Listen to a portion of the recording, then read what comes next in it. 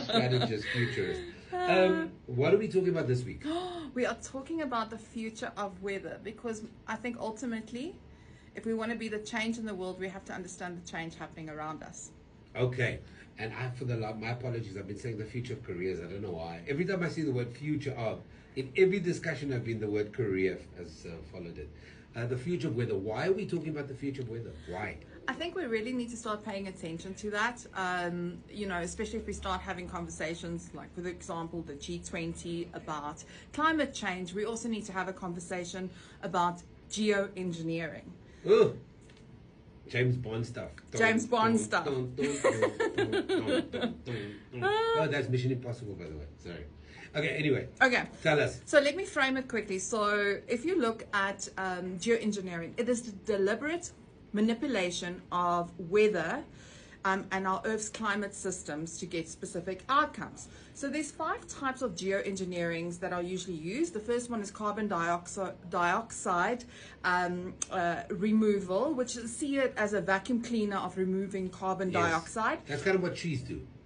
That who does? That trees do, right? Oh, yes. But it removes that for cleaner air. Okay. But then you've got solar radiation management. Now, solar radiation management is like the sunglasses of the earth. It dims the sunlight, sun blocking, like many would call that. Then you've got the glacier geoengineering, which is the ice mountains, the ice slates, etc. But then you've got cloud seeding. Yes.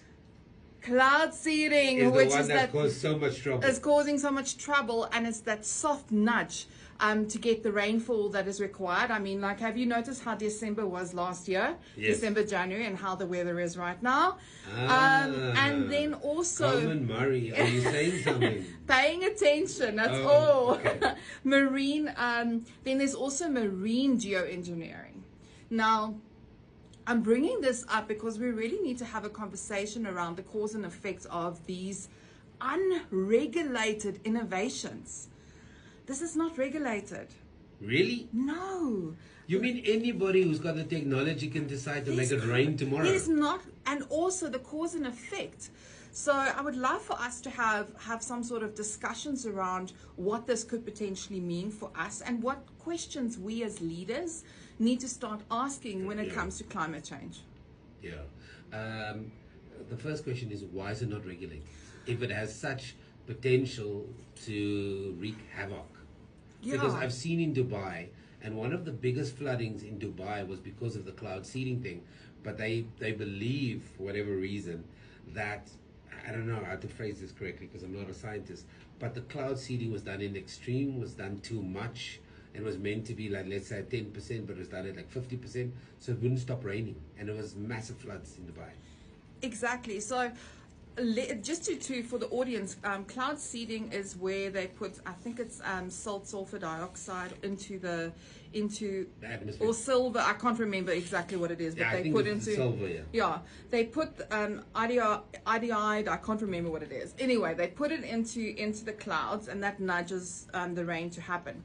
Now, what's fascinating about cloud seeding? Did you know that there was an operation called Operation Popeye during the Vietnam War, where America actually used cloud seeding, and this is between 1967 and 1972, used cloud seeding to fight their war. They wanted to the US military used cloud seeding to extend monsoon rain and food supply. They wanted to make sure that the roads that they're using are all mudded, that people can't supply things around. And actually the UN then announced in 1977 that this is banned. And so if we just look at what recently happened in Mexico, there was a company called Make Sunsets, where they've launched these balloons into the air, sulfur dioxide, and then they sold cooling credits to the public to say to them that this is an offset from your climate footprint. Then the government found out and then banned that completely. But can you see the geocapitalism making its way? Sorry, can we go back? Because yes. they use a lot of like James Bond villain words. Like, I'm not that smart. and I'm trying to figure out what you just said in the sentence.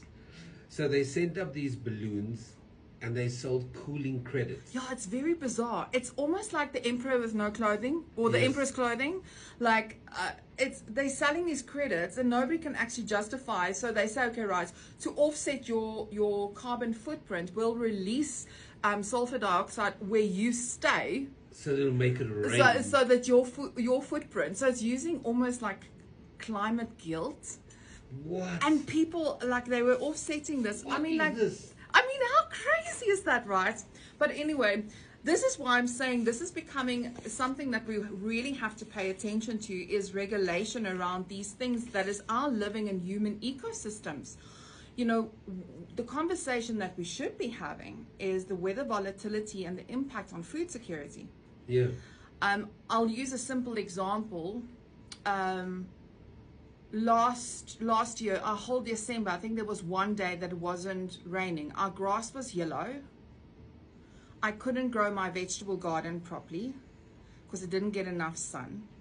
So if these things are offset, there's not enough balance. But what we're not talking about, so for example, if they had to use the solar radiation, you know, the sunglasses on the earth for Namibia, to cool the oceans down at the Atlantic, that's great. But now what that causes is the Amazon, which is the lungs of the earth, it causes drought on that side.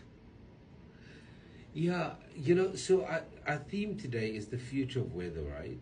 And you are saying to me that there are organizations and institutions now that have, for the longest time since that war already, even predate that they have found a way to commercialize geoengineering to the point that we might think, oh, this is normal rainfall. But in actual fact, it's engineered. Somebody put on a switch somewhere and decided that it will rain for the next 21 days. Yeah. And then in countries like Mexico, they've actually banned it because somebody then... Okay, what kind of person are you that says, oh, I'm going to commercialize the rain?